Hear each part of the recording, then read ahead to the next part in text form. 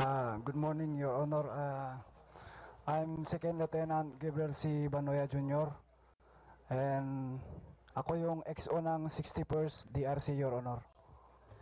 Lieutenant Banoya, gusto ko lang ikwento mo, ilarawan mo yung buong pangyayari simula nung kayo ay naatasang mag-reinforce na link up yung 84th SAC and then yung process na pag-extricate towards the highway. Ikwento yung buong pangyayari.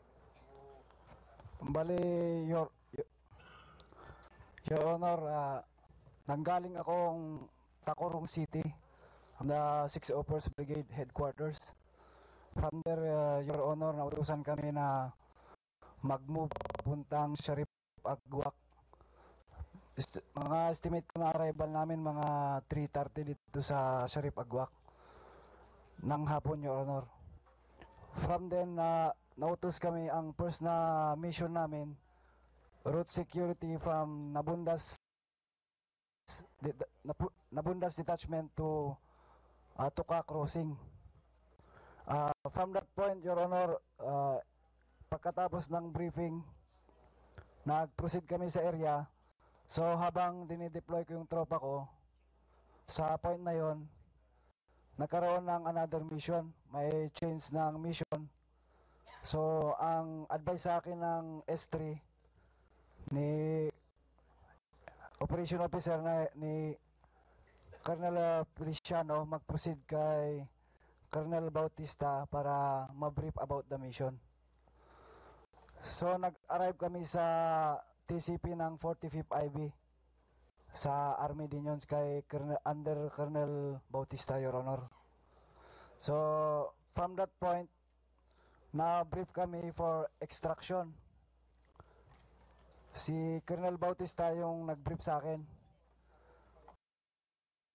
So ang plano, ililink up kami sa 45th SAC na nandun sa loob. Pagkatapos nun, kukuha kami ng tao na mag-guide para pasukin yung SAP na nandun sa loob, Your Honor. So, from that point, nag-cross kami ng LDLC ng line of departure and line of contact. Yun yung ilog na tinawid namin na first. So, Your Honor, na may tulay doon. From that point, mga nakaabot kami ng mga 100 meters, may mga ginapangan na ng tropa. So, in-advise ko yung lead scout ko na magdahan-dahan tayo, parang nandito na yung gera, sabi ko. So, from that point, dahan-dahan kami, pero yung putok na yon, mga 2 kilometers or 1,500 meters. Pagpasok namin doon, naabutan namin yung SAF na nakahiga dito sa may dalawa at yun, nahit namin yung ilog na yun, pangalawang ilog na yun. So hindi pa kami nagko-cross sa loob. Doon naabutan namin yung SAF na nakahiga lang. So from that point, approach ako agad ng kung sino yung pinaka-senior. So walang magsabi sa akin kung sino yung pinaka-senior. Wala man lang makipag-coordinate sa amin para mapasok na namin yung nandun sa loob. From that point, nagsalita yung isang enlisted. Masure ko, Your Honor, na enlisted yung nagsiser sa akin. Kasi usually mga 2009 yung may mga hawak doon. Mga pinaka-senior doon. So nagsiser sa akin. Pagkatapos sabi niya, "Sir, hindi pa kami pumasok sa area at saka yung contact namin sa loob, wala sir, papatay-patay. Cellphone lang yung gamit namin." Yung na-link up nyo, hindi pa yan yung 84th, 45th SAC pa yan? 45th SAC pa yun, Your Honor. So, from that point, nag-advise ako sa TCP na ganun yung sitwasyon, Your Honor. Kasi pag hindi mo talaga alam yung location ng tropa, baka kami pa yung magbabarilan. Baka kasi yung tropa na nandun sa loob, ang isip nila, kung sino man yung lalapit, babarilin nila kung walang coordination na nangyayari. pag kami yung makipag-link up sa tropa na nandun sa loob, Your Honor.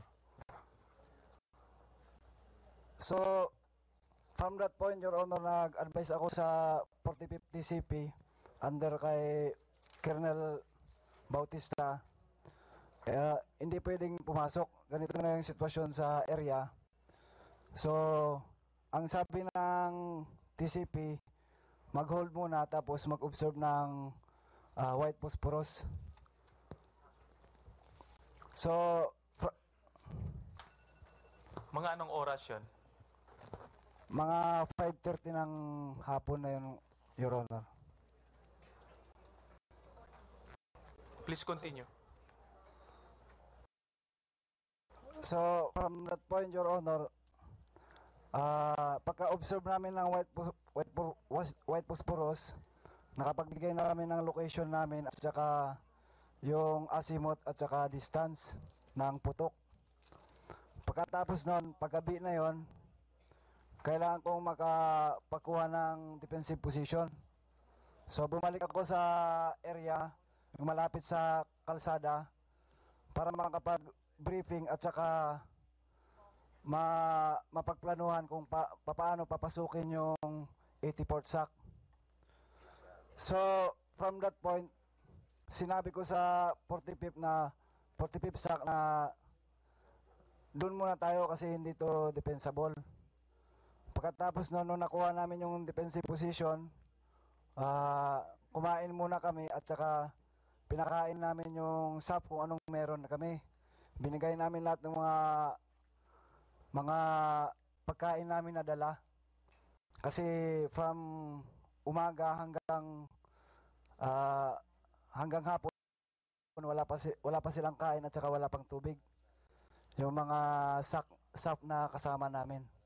So mga estimate ko mga 100 yung nandun na kasama ko dun, Your Honor. So from that point, kinausap ko yung mga officer, tapos yung mga officer ko, at saka yung officer ng SAP, kasama yung enlisted na yon. Kasi Your Honor, mga estimate ko yung enlisted ko na yon, kabayan ko yon kasi nag-uusap kami, siya talaga yung interesado na gustong pumasok. Masure ko kasi nag-uusap kami na through sa language namin na Ilocano. So, from that point, nakapagplano kami na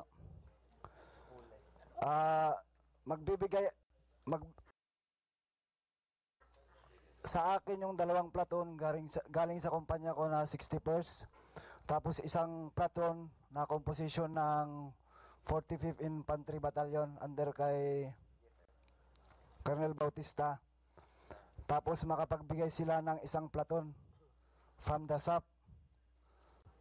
So, from yung plano na yon, pagkatapos ng plano na yon, nagkaroon na ng signal na pasukin na yung 84th SAC sa loob from the 45th TCP. I-clarify ko lang yung contingent ng SAF na kasama sa inyo, walang official na kasama dyan. Enlisted personnel lang. Sa time na yon, yung pag-uusap namin, hindi ko pa masigurado na walang SAP na sumama. Pero nung time na nagka-signal na pasukin na yung SAP, Your Honor, so ako na yung pinaka-senior doon. So hinahanap ko na kung saan yung mga officer ng SAP para makuha na yung isang platoon. So pagkatapos nun, kinausap ko siya, Bok, ang maibigay ko lang sa'yo, isang section lang. So from that point, nabigla ako sa kanya. Kasi parang kami na yung mismong mag-extricate, kami na yung main effort doon. Na the mere fact na tumutulong lang kami sa kanya. So sabi ko, Sir, tropa mo yung nandun sa loob, tapos isang section lang yung maibigay mo. Dagdagan mo, sir. So pagkasabi ko sa kanya, nagbuo ulit siya ng isang team para maidagdag sa amin. From that point, yung enlisted na yon, yung kinakausap ko pa rin na yon, siya na yung nag-leading at saka masure ko na walang officer doon na kasama. Last question, please.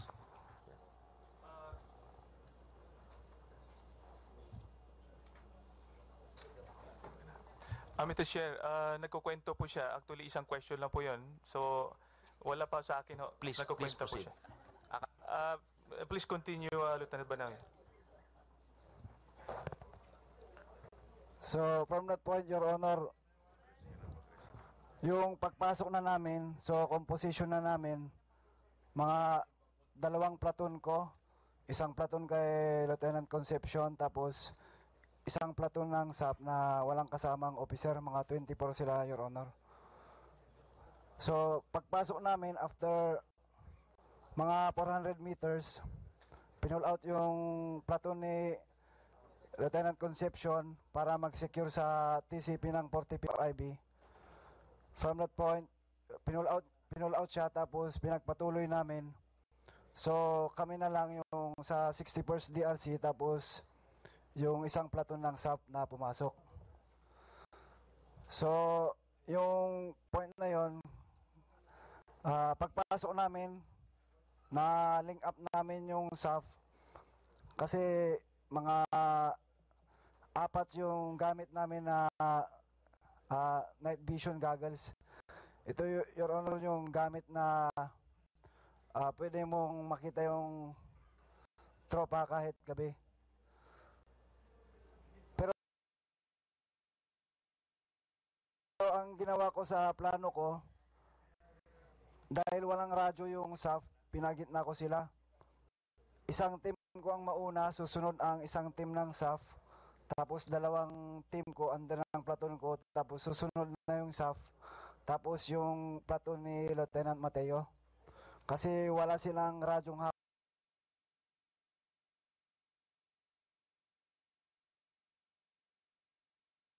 hain, puro uhaw, may mga wounded, may mga patay. So parang yung reaction talaga ng mga tao doon, kumbaga ayaw nang magalaw, ayaw nang, kumbaga dito na lang mamamatay kasi may mga kasama din sila. Kung mag-alis sila, maiiwan din yung mga wounded, maiiwan din yung mga patay. So pagdating ko doon, dahil ganun yung sitwasyon,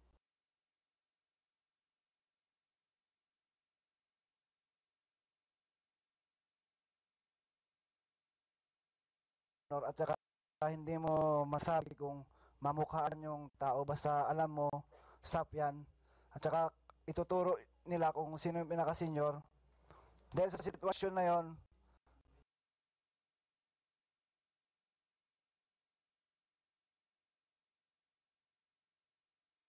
pinaka-senior, sir, ilan yung tropa mo nandito, ilan yung casualty, ilan yung patay. So hindi siya makapagsabi ng diretsyo. So ang ginawa ko, pinatanong ko na lang sa tropa na tanungin mo na lang yung SAF na nandyan. So initially, ang sabi sa akin, 11 yung patay. So habang tinatanong ko pa yung tropa na SAF, sir, buhay pala yung iba. So yun yung mga serious. So yung nakuha namin na strength nila, 8 yung patay, 11 na wounded, at saka 17 na unharmed na personnel. So from that point, sabi ko sa pinaka-senior officer, sir, yung pag-extricate natin, kailangan na natin makaalis kasi baka maabutan tayo ng kalaban.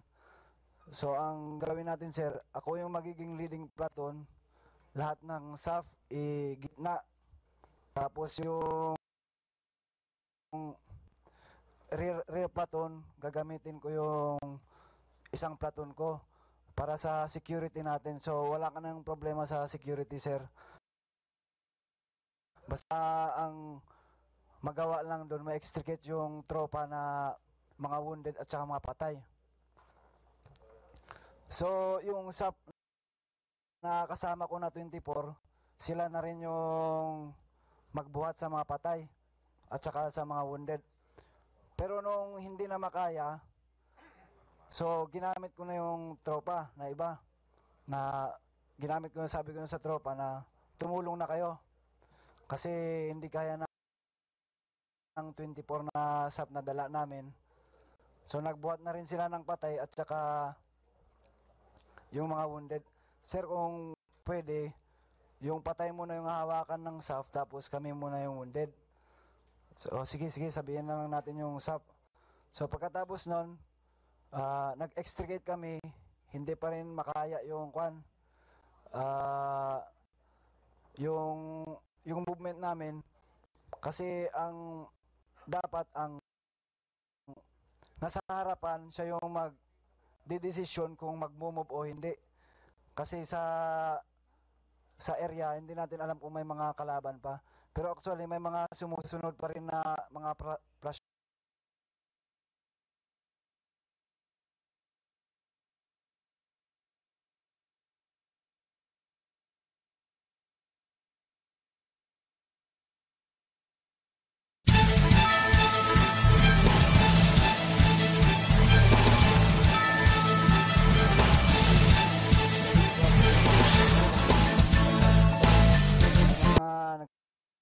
Nagpa-prostrate pa sa paligid. Baka ma-monitor tayo, sabi ko.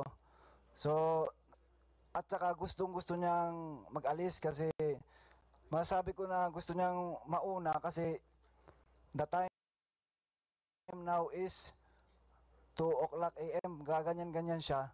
So, sinagot ko na siya na, Sir, iwan mo yung patay dun sa likod. May tropa din ako dun. So, nag-hesitate pa rin na gustong umabante. So, ang sabi ko, sige sir, mag-abante ka na. So, yung lead scout ko, nagkukuha din ng utos sa akin bago siya mag-abante.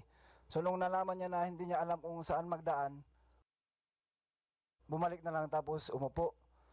So, from that point, yung sitwasyon kasi na yun, may mga yung tropa na nandun sa likod, imbis na mag-secure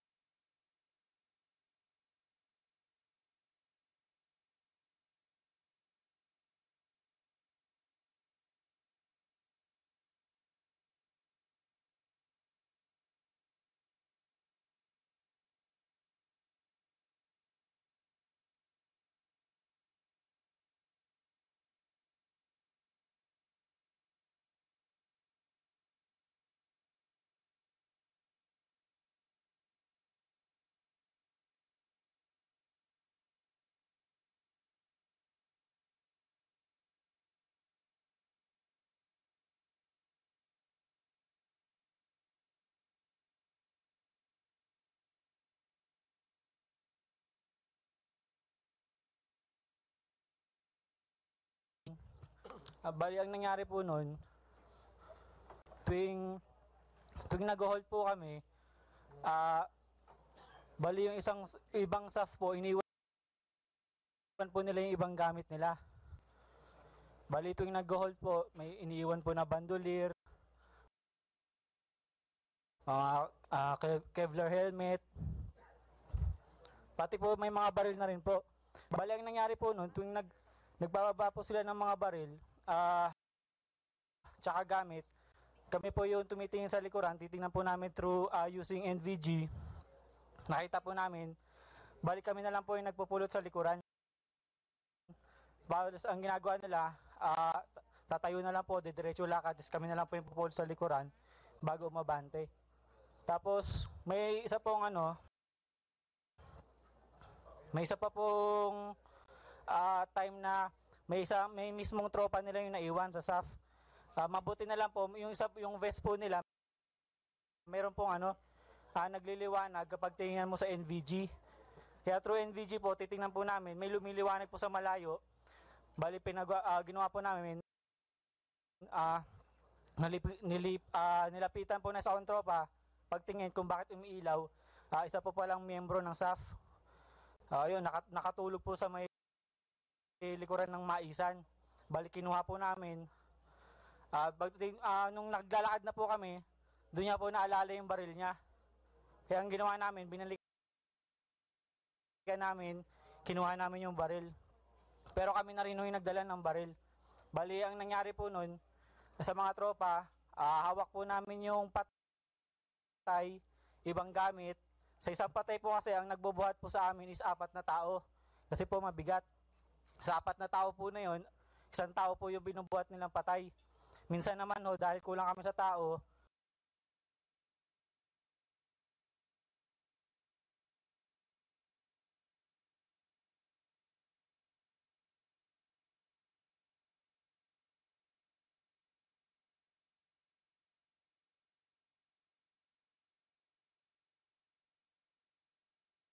ilog, tapos pati yung mga wounded, itatawid din po namin sa ilog. Ang ginawa po namin, bago itatawid nila namin sa ilog, bubuhatin po namin sila overhead. Kasi nga po, baka po mabasa yung mga sugat nila, may infection. Tapos, nung dumating na po kami dun sa may kalsada po, dun lang po na tinurn over po namin yung mga baril.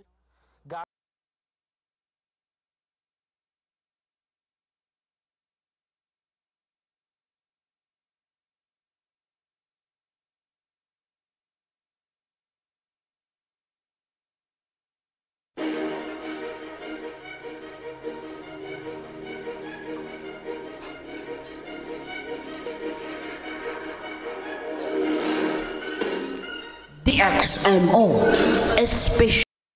Makikita mo po yun, maliwanag. Nung mga bandang past 6 na po yun, nagkaroon po ng putukan doon sa pinanggalingan namin. Bali, sabi po namin, mabuti nakalabas po kami doon sa area bago magkaroon ng putukan ulit.